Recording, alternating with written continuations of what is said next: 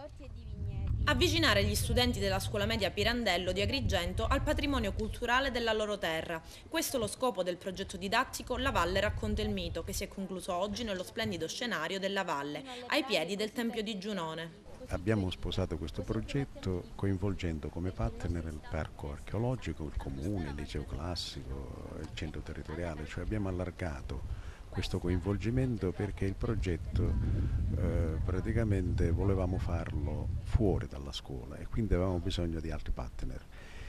Il risultato, il contenuto del progetto riguardava esclusivamente avvicinare i ragazzi alla valle e raccontare questa valle non soltanto su quello che si vede, ma anche da un punto di vista mitologico. L'amministrazione comunale che io oggi rappresento sicuramente non può che esprimere plauso ed essere orgogliosa del fatto che sul suo territorio insistano istituzioni scolastiche come la Scuola Media Pirandello, che oggi presenta un progetto che si colloca perfettamente nell'ambito delle iniziative di educazione al patrimonio.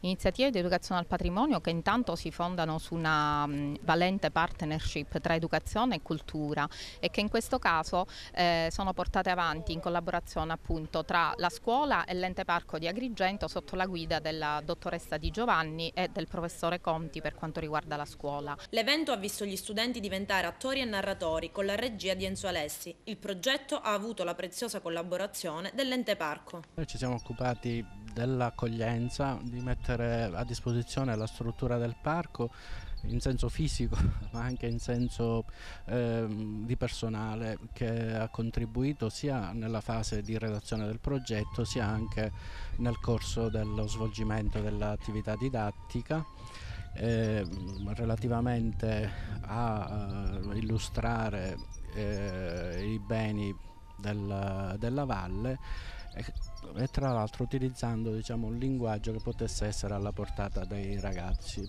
Mi pare che i risultati siano buoni. Eventualmente programmare delle azioni